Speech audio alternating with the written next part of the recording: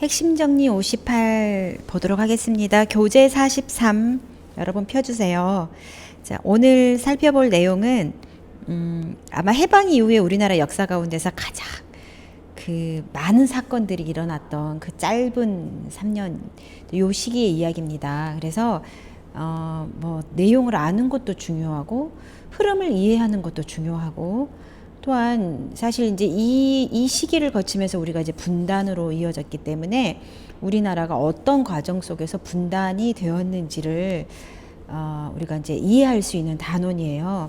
그래서 여러분들이 반드시 어떤 역사적 사건의 흐름을 이해하고 이런 결과가 나오게 된 것에 대한 우리의 반성, 그 다음에 이제 앞으로 우리가 어떻게 해야 될 것인가에 대한 자세, 이런 것들을 좀 같이 생각해 보는 그런 수업이었으면 좋겠습니다.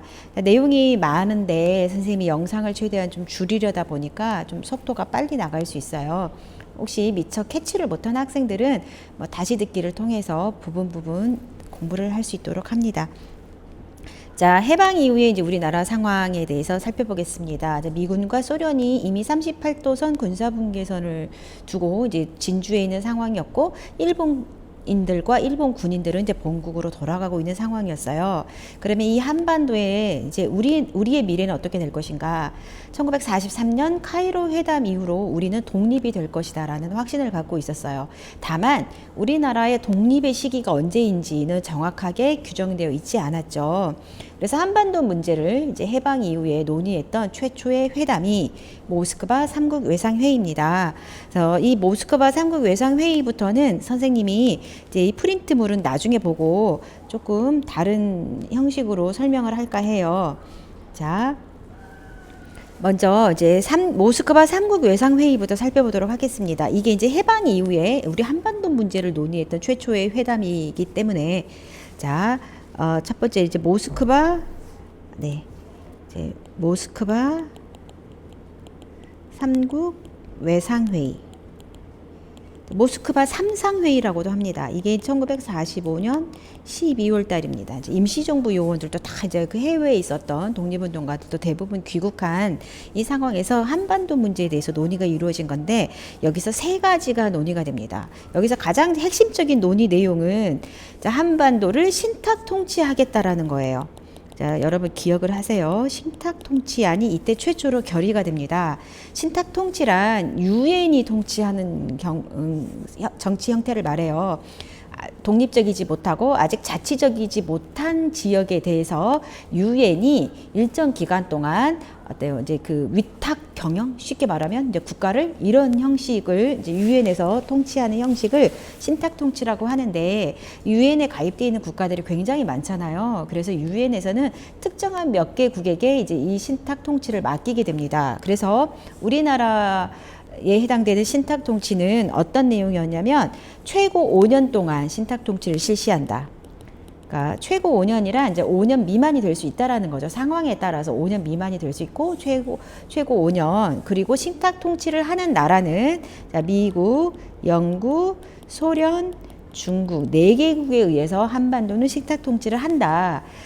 이제 과거에 여러분 혹시 기억나는지 모르겠지만 임시정부, 우리 대한민국 임시정부 초창기에 이승만 대통령일 당시에 국제연맹의 위임 통치를 건의해서 굉장히 논란이 됐었잖아요.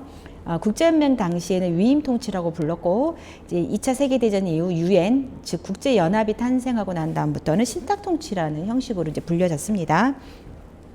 자, 그래서 이렇게 신탁 통치안이 결의가 됐고, 신탁 통치를 받으려면 우리에게 이제 정부라는 게 있어야 돼. 신탁 통치를 받을 정부가, 일종의 신탁 통치는 간접 통치 형식이기 때문에 우리가 정부를 꾸려야 되는데, 이 정부는 진짜 정부는 아니고 신탁 통치를 받을 정부니까 임시정부, 민주적인 임시정부를 수립한다. 신탁 통치를 받을 정부를 수립하고, 자, 이 정부 수립과 관련해서 논의가 필요하니 미국과 소련이 이미 이제 군대를 주둔해서 한반도에 영향력을 미치고 있으니 미소가 모두 이제 공동위원회라는 것을 설치해서 임시정부와 관련된 논의를 한다. 이제 이 세 가지가 모스크바 3국 외상회의의 결과였어요. 자, 이 이제 신탁 통치가 발표가 되고 이제 1946년이 됐겠지. 1946년 이게 이제 12월 달이었으니까 이게 발표가 되고 이제 우리는 어떤 입장 차이를 보입니다. 자, 여기에 따른 이제 입장은 어떻게 되느냐? 입장. 자, 먼저 좌익 계열, 자, 공산주의 계열은 처음에는 반탁을 했어요. 우리가 해방 얼마나 오랫동안 기다렸던 해방인데 그러냐. 더더군다나 이제 당시에 신탁 통치를 보도했던 언론사에서 어떻게 이제 오보가 나오냐면 잘못된 보도가 나오냐면 신탁 통치는 소련이 주장한 거다.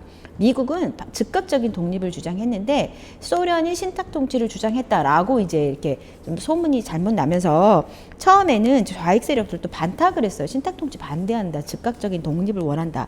그러다가 나중에 어때요? 그래, 신탁 통치 찬성한다. 찬탁으로 이제 전환되게 됩니다. 공산주의 세력들이.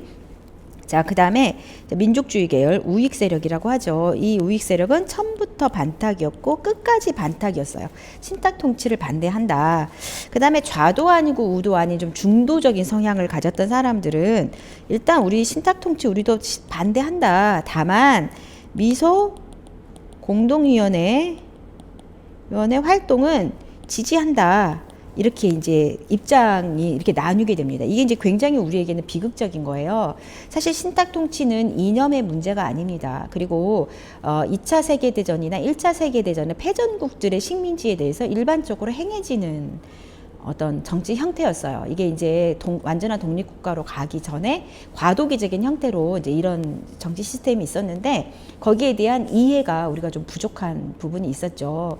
그래서 신탁 통치는 받아도 되고 안 받아도 되는 사안이었는데 이제 우리에게 가장 큰 문제는 뭐냐면 이렇게 나뉘었다라는 거죠. 더더군다나 이 나뉘임의 그 어떤 세력이 이제 사상적으로 서로 이렇게 사상적으로 분리되어 있는 세력들이 의견 차이를 보이면서 신탁 통치 문제는 단순한 것까지는 아니지만 정치적인 사안이었는데 우리에게는 어떤 사안으로 변질이 돼버리냐면 이념적인 사안으로 변질이 됩니다. 그래서 신탁 통치를 찬성하면 다 빨갱이가 되는 거고 이제 신탁 통치를 반대하면 다 반동분자가 되는 이런 굉장히 어떤 극단적인 어떤 양상을 보이게 되면서 우리 내부에 이제 분열이 도래하게 되었다. 굉장히 좀 슬픈 일입니다. 이제 이게 사실은 우리가 계속 이념 간의 어떤 갈등을 극복하지 못하고 결국 분단으로 가는 어떤 시초가 되었던 사건이 신탁 통치아니었다. 여러분 그 2차 세계대전 을 일으켰던 독일이 실제 이제 폴란드를 침공하면서부터 우리가 2차 세계대전의 발발이라고 하지만 독일이 재무장하면서 가장 먼저 쳐들어갔던 나라가 오스트리아입니다. 여러분 그 영화 사운드 오브 뮤직 보면 오스트리아 침공과 관련된 내용이 나오는데 이 오스트리아도 이제 독일의 지배를 받았다가 나중에 2차 세계대전이 끝나고 난 다음에 유엔의 신탁 통치를 받죠. 무려 10년간 신탁 통치를 받았던 나라죠. 이렇게 신탁 통치를 받거나 안 받거나 할 수 있는데 이제 우리는 이게 이제 우리끼리 어떤 분열과 갈등의 양상이었다는 거 이걸 여러분들이 좀 이해를 하면 되겠고요. 우리의 의사와 상관없이 이 유엔에서는 이제 신탁 유엔 이제 유엔의 결의안은 아니지만 모스크바 3국 외상회의에서 영향력을 행사한 나라들이 유엔의 주요 국가들이잖아요. 자, 그래서 결국은 우리와 상관없이 이제 수순을 밟기 시작합니다. 신탁 통치를 받기 위한. 그래서 1946년 3월 달에 이제 1차 미소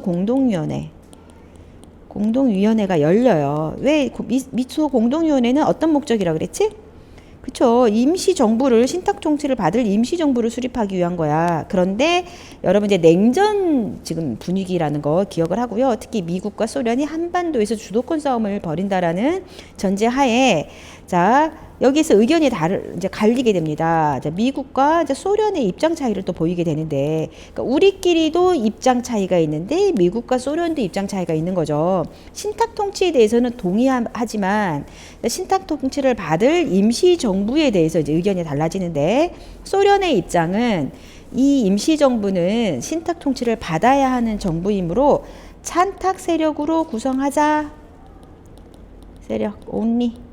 이게 이제 소련의 입장이었어요. 그죠? 반면에 미국은 그래도 이 임시정부라는 건 민주적인 임시정부여야 되는데 어떻게 찬탁 세력만 포함을 시키냐. 찬탁과 반탁을 다 같이 포함을 시키는 정부를 해야 된다. 이 세력들도 다 참여를 시켜야 된다. 이게 이제 차이인데, 이제 여기서 여러분 이런 의견의 어떤 의도를 알 수 있겠죠. 소련은 찬탁 세력이라고 하면 우리 누구야? 좌익이죠. 즉 소련과 사상적으로 맞는 한국인들과 더불어 정부를 꾸려서 소련의 영향력을 키우려고 했던 거고, 미국은 어때요? 반탁 세력, 즉 우익이죠. 이 세력까지 포함시켜서 그러한 소련의 의도를 막으려고 했기 때문에, 자, 이 1차 공동위원회에서는 아무런 결론을 내지 못하고 어때요? 휴회가 됩니다. 그냥 일단 멈춰요. 자, 휴회. 결정을 내리지 못하게 됩니다. 자, 1차 미소공동위원회가 사실상 이렇게 아무런 결론을 내리지 못하게 되자 1946년 같은 해 6월 달에 굉장히 역사적인 사건이 일어나요. 그게 바로 이승만이 정읍에서 발언합니다. 어떤 발언을 하느냐? 미국을 중심으로 한 38도서 이남 지역에서만 정부를 꾸려야 되는 거 아니냐. 즉 단독 정부 수립과 관련된 최초의 공식적인 주장을 하게 됩니다. 단독 정부 수립을 주장한 발언이 1946년 6월 달에 1차 미소공동위원회가 휴회되고 난 다음 어떤 성과물을 보이지 못할 때, 이때 미군이 주둔하는 이 지역에서만이라도 정부를 수립해야 된다. 자주적인 정부를 수립해야 된다. 라고 이승만이 정읍 발언을 하게 돼요. 자, 이거는 어때요? 굉장히 많은 사람들에게 충격으로 다가옵니다. 한 번도 생각해보지 못한 어떤 이제 해방 이후에 우리가 분단이 될 거라고는 단 한 번도 생각해보지 못했던 사람들에게는 매우 충격적인, 자, 이러한 사건이죠. 따라서 우리는, 자, 1946년 10월 달에 이렇게 되다가 정말 단독 정부가 수립되는 거 아니냐, 이런 우려 때문에 이제 좌우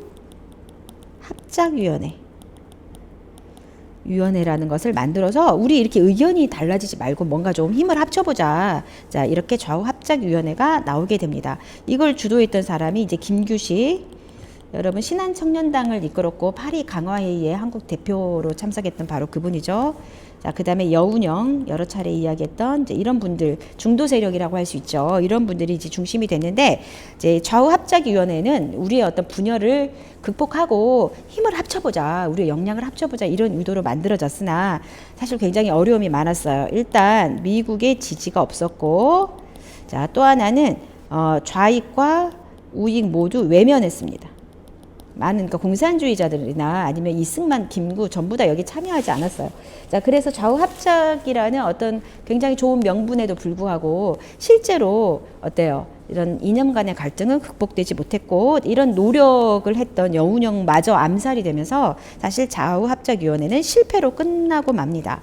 자, 그러다가 1947년이 됐어요. 47년 5월 달에 다시 한번 2차 미소 공동위원회가 열리게 됩니다. 역시 의견 차이를 줄이지 못하고 결렬이 돼요. 그래서 이제 입장이 나뉩니다. 어떻게 나오냐? 미국은 이거 우리가 해결 못한다, 이 문제. 서로 양보 안 할 거 아니냐. 그래서 유엔에 올리자라고 미국은 주장을 하고, 소련은 무슨 유엔까지 가냐. 일단 우리가 군대를 철수하자. 미군, 소련군 다 철수하고, 그러면 한국인 스스로 그냥 정부 수립하게 두자. 이게 이제 소련과 미국의 입장이었고, 결국은 이 문제는 어떻게 해결이 되느냐? 유엔에 상정을 한, 미국안이 받아들여져서 이제 유엔에 올라가게 됩니다. 그래서 1947년 11월 유엔에서 유엔 총회에서 어때요? 총회에서 어떤 결정을 내리냐? 인구 비례에 따라서 총선거를 실시해서 그러면 한국인들이 원하는 정부 수립을 해라, 이렇게 나오는 거죠. 그래서 총선거를 통한 정부 수립을 결의하게 돼요. 즉 우리는 신탁 통치를 받지 못해. 그러니까 신탁 통치를 받기 위한 준비를 하다가 결국은 그럼 신탁 통치 싫으면 정부를 수립하라라고 유엔에서 결정을 하게 됐어요. 자, 그래서 그러면 정부를 수립하려면 이제 과정이 있어. 총선거 해야 되잖아. 국회의원 뽑아야 되잖아요. 국회의원들이 법도 만들어야 되고 법에 따라서 정부를 구성해야 되잖아. 그러니까 총선거를 해야 되는데 과연 한반도에 있는 사람들이 이제까지 단군 이래 선거라는 걸 안 해봤는데 선거를 할 수 있겠느냐. 그래서 유엔에서는 뭘 하느냐면 이제 유엔 한국 임시유연단이라는 걸 파견해요. 유엔 한국 임시유연단. 이 사람들이 이제 한국을 살펴보는 거야. 과연 선거가 가능하겠는가. 자, 그래서 38도선 이남을 다 둘러보고 소련군이 주둔하는 그 이북 지역을 가려는데 북한 지도자들과 소련이 거부를 해요. 입북을 거부하면서 결국은 어때요? 소기의 성과를 거두지 못하고 유엔 한국 임시유연단이 돌아오게 됩니다. 자, 그래서 유엔에서는 그러면 38도선 이북은 선거가 불가능하지 않느냐, 이제 이런 결정을 내리게 된 거죠. 그래서 결국은 이제 유엔 소총회에서 결국 다시 결의를 하죠. 가능한 지역만 총선거.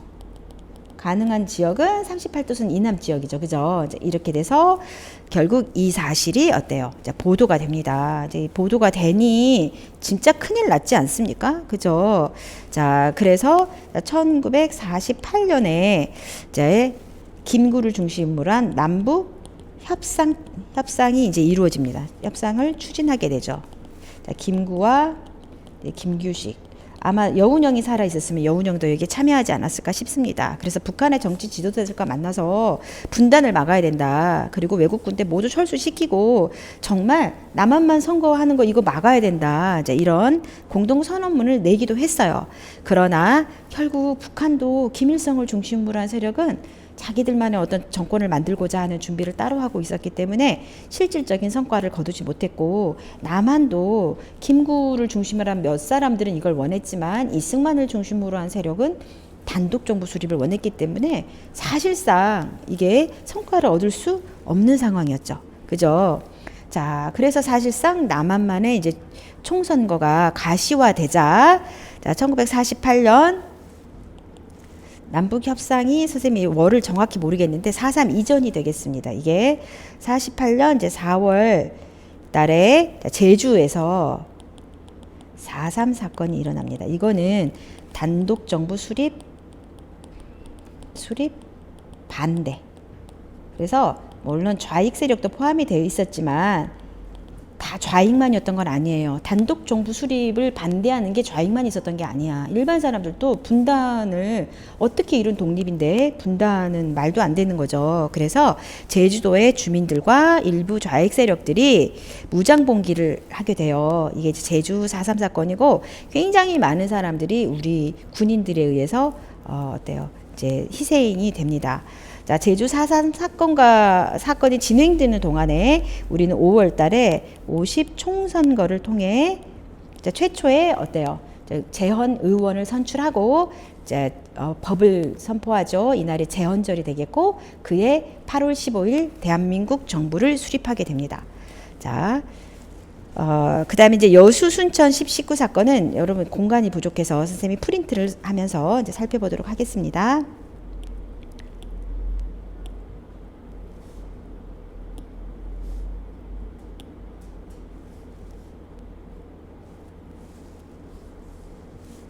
자, 프린트 살펴볼까요? 자, 앞서 살펴봤던 내용을 보고, 자, 모스크바 3국 외상회의에서는 신탁 통치를 실시할 걸 결의했고, 그러나 일부 언론이 왜곡 보도도 했고, 한국인들의 반발도 초래했고, 좌익 세력들은 처음에는 반대했다가 나중엔 지지로 바뀌었고요. 자, 우익 세력들은 식민지배 연장으로 이걸 간주해서 강하게 반탁 운동을 전개했고, 자, 중도 세력들은 신탁 통치는 반대했으나 미소 공동위원회는 협조할 것을 주장하면서 이렇게 의견들이 서로 나뉘었다. 자, 1차 미소 공동위원회가 열렸으나 참여 범위 문제로 갈등을 했고, 이후로 이승만이 이제 정읍 발언, 아주 유명한 발언이죠. 교과서에서 나중에 살펴보겠습니다. 그래서 단독 정부 수립을 주장하게 되고, 이에 위기를 느꼈던 국내 지도자들은 좌우 합작 운동을 전개했는데 그 대표적인 인물이 이런 사람들이었다. 자, 그리고 좌우 합작 7원칙이라는 것도 발표를 했는데요. 교과서에서 살펴보도록 할 겁니다. 그러나 결국 실패했다. 자, 주요 정치 세력들이 여기 참여하지 않았고 미국과 소련 모두 냉담했고 여운형이 피살됐고, 자, 이제 2차 미소 공동위원회도 결국 결렬이 됐고 이제 미국은 한반도 문제를 국제연합 유엔이죠. 유엔으로 이관을 시켰고 유엔 총회에서는 그러면 총선거를 통해 인구 비례만큼 총선거를 통해 정부 수립할 것을 결의했고 그러나 소련과 북한 정치 지도자들이 반대했고 다시 유엔 소총회에서 그러면 가능한 지역에서 총선거를 실시할 것을 결의하게 되고 이제 분단이 가시화되자 우리는 남북 협상을 추진했고 그 중심 세력들이 이런 분들이었으나 결국 실질적인 성과를 얻지 못했다. 자, 이렇게 되면 되겠습니다. 자, 정부 수립을 이제 가시화되자 제주도에서 4.3 사건이 일어났다. 단독 정부 선거에 반대했고 미군 철수를 주장하면서 봉기를 했고 굉장히 많은 사람들이 어때요? 대규모 진압 작전에 의해서 희생이 됐고 특히 대규모 진압 작전에 참여했던 군인 세력들이 자, 군대 내에서도 이제 좌익 세력들, 공산주의적인 영향을 받았던 사람들이 있었잖아요. 이 사람들이 제주도에 이제 출동을 해서 제주도 도민들을 진압해야 되니 어때? 이제 이걸 항명하기 시작합니다. 그리고 통일정부 수립을 주장을 하면서 군인들이 봉기를 일으키기도 했어요. 이게 여수, 순천, 19 사건입니다. 제주도에 출동했던 군인들이 여수, 순천에 주둔하고 있었거든요. 근데 이 사람들에게 출동 명령을 내리자 이 사람들이 무장한 채로 봉기를 한 거예요. 반대해서. 자, 군경의 진압작전으로 결국 이들은 어때요? 죽거나 항복하거나 일부는 이제 지리산으로 들어가서 저항을 하기도 했습니다. 자, 이 제주 4.3하고 여수 순천 19 사건 사이에 이미 이제 정부는 수립이 됐어요. 정부 수립은 되죠. 50 총선거를 통해서 8월 15일 날 정부가 수립이 되니까 이게 1948년도에 있었던 이런 일련의 사건입니다. 그래서 여러분들이 이 흐름을 잘 이해했으면 좋겠고요. 이거는 다 남한에서 있었던 일이에요. 우리 내부에서 단독정부 수립에 반대해서 제주 4.3, 여수 순천 19 사건이 우리 군인들이 우리 국민들을 대상으로 했던 이런 일이었다라는 걸 이해하면 되겠어요. 자, 그 다음에 쪽지 시험을 살펴보도록 하겠습니다.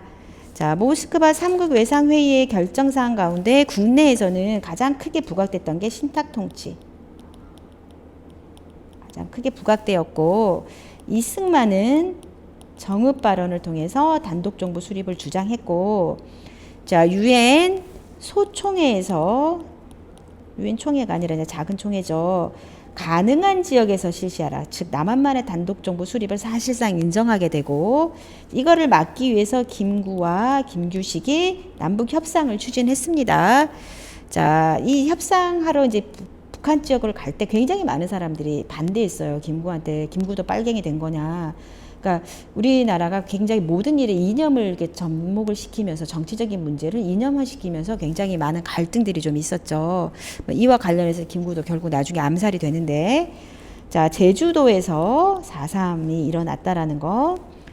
자, 관련 있는 내용끼리 연결하세요. 유엔 총회에서는 인구 비례에 따른 총선거 실시를 결정했습니다. 유엔 소총회에서는 가능한 지역에서 그럼 선거를 실시하라 이렇게 했고요. 모스크바 3국 외상회의는 신탁통치, 임시정부 수립, 미소공동위원회 이 세 가지를 결의했어요. 자, 여러분 여기서 알아야 할 거는 따라서 우리는 결론적으로 신탁통치를 받았어요? 안 받았어요? 안 받았어요. 신탁통치 문제가 논의만 됐지 실제로는 받지 않고 대한민국 정부가 수립이 됐습니다. 자, OX 문제입니다. 좌익 세력은 신탁 통치에 대해 처음에는 반대한다는 입장을 보였죠. 그러다가 나중에 찬탁으로 바뀌었고요. 중도 세력은 신탁 통치는 반대했지만 미소공동위원회는 협조할 것을 주장했습니다. 좌우 합작 운동에 대해서 좌익 우익 정치 세력 모두 아니에요. 모두 외면했습니다. 그저 중도 세력들만 여기에 참여를 했죠. 안타까운 일입니다. 미소공동위원회가 결렬되자 소련은 한반도 문제를 국제연합에 넘기자고 주장을 한 거는 소련이 아니라 미국이었어. 그렇죠? 미국이 김구와 김규식은 미 군정청의 적극적인 후원을 받아 남북 협상을 추진하였다. 아닙니다. 미 군정청의 협조를 받지 않았어요. 미 군정청은 남한만의 단독 정부 수립을 주장했던 이승만을 지지했다고 여러분들이 이해하면 되겠습니다. 자, 모스크바 3국 외상회의 결정 세 가지 있었죠. 자, 먼저 신탁 통치, 그것을 위한 임시정부 수립, 그 다음에 그죠. 순서대로 하면 미소공동위원회, 그 다음에 신탁통치, 이렇게 기억, 디귿, 리을이 되겠습니다. 선생님이 좀 비교적 빨리 전개를 했는데요. 좀 이해가 안 되는 학생들은 다시 보기를 하면서 공부를 할 수 있도록 하세요. 수고했습니다.